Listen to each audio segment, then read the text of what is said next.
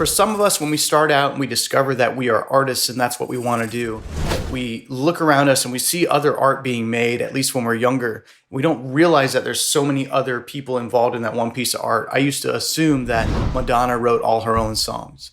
It was just, I assumed it because she was the artist, she was singing it, they were songs, it felt like her, it matched her. I thought that she wrote all her own music, and that wasn't the case. She covered some people's songs, like Prince. Prince wrote a song for Madonna or two, and some others wrote songs for Madonna as well. And I didn't know that. But because of that, when I started doing art, I focused on just doing it for myself. And it was the wrong way to be. We're going to talk about that today and talk about the right way to be when it comes to creating your art. Are you ready? Let's dive in.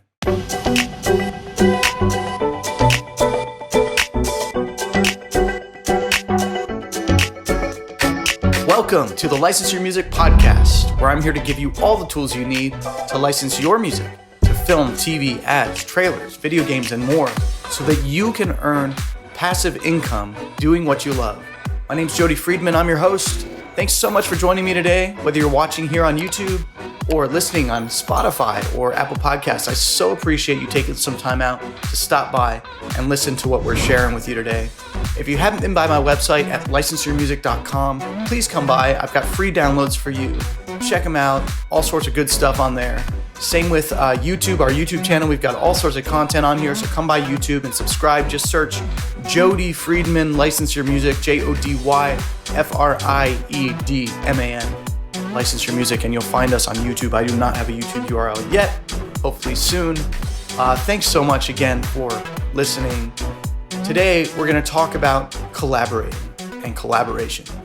And what I started speaking about, which was how starting as an artist, you look around you and you see these other artists and you see what they do and you think, wow, that's amazing that they can do that. I want to do that. What an expression. What a good way to express myself and express my emotions through my art, through my music. And at least for me, I was very closed off for a long time to collaborating with others. I didn't really start co-writing with others till I was 31, 32, 41 now. So it's only been 10 years. I started playing guitar when I was 14. So that's 15 years of my life that I was not really co-writing with others, and I could have been learning from them. That's the best thing about co-writing and collaborating with others, is that you open up your world to their world and what they know and all of their lyrical insight or melodic wisdom. You get to collaborate with them and learn from them, and you share what you know and your influences with them as well. So what happens is you get this cross-pollination of influences and worlds musically. And it's an amazing thing. And you also quality control check each other. When you're focused on your art and creating it, you can get lost in that and lose some of the quality control. At least the more you do it, the better you get at it. But at first, especially, you get lost in that artistic space and you fall in love with your art. And you want to share it with the world without caring or thinking about it, having a quality control check. And is it really the best it could be? Yes or no? Well, no, Picasso didn't care, so that's going to be what it is. So I don't care. And that's not the right way to be. And I bet Picasso did care, for that matter. He probably really overanalyzed his art. So collaborating with others will help you know when it's good enough, when it's ready, when it's good enough. In fact, there is a quote, I think by Picasso, where he says it takes two artists to paint a painting. One artist to paint it and the other one to say it's done. And the same could be said for writing songs. You guys could be writing your song together. I don't think one person writes a song in a co-write. You both write it. But it does take one of you to say, you know what? That's good. That's it. It's done. What a great song. We're done for today. Great job. That's what comes out of a co-write session. And that's why if you ever go to Nashville and you get to go to Nashville and write with some of the writers there, that this is their job. It's how they make a living. They get paid by the publishers to write for them for years at a time, and they have to write so many songs to fulfill their contract. And because of that, they get versed in co-writing with others. And when they co-write, it's with one other person, it's actually half a song credit instead of a full song. So you have to get so many full song credits to fulfill with your publisher before your deal is done. And because of that, these writers in Nashville, they just write and write and write. So if you ever get to go and write with some Nashville writers, I can't recommend it enough. There's only one place like it, and it's Nashville, Tennessee. And you go there and you schedule some writing sessions, and you'll learn so much from writing with these guys and gals. But be prepared. Make sure you show up prepared with ideas, melodies, lyrics, because they take it very seriously, and you should take it very seriously too. And yeah, it's just an amazing thing. It's where I first went and started collaborating with others, and it just changed my whole world. And some of my best songs ever written came out of Nashville and co-writes there. So collaborating is so important. I believe it's so important that I created a company called Collaborate Music with my partner Jennifer Lanchart.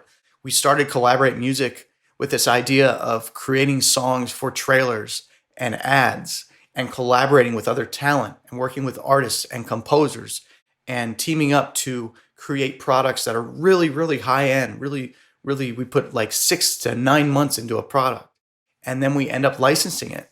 We've had probably 6 or 7 out of 20 masters licensed, and that's a really good success rate. That's a big success rate.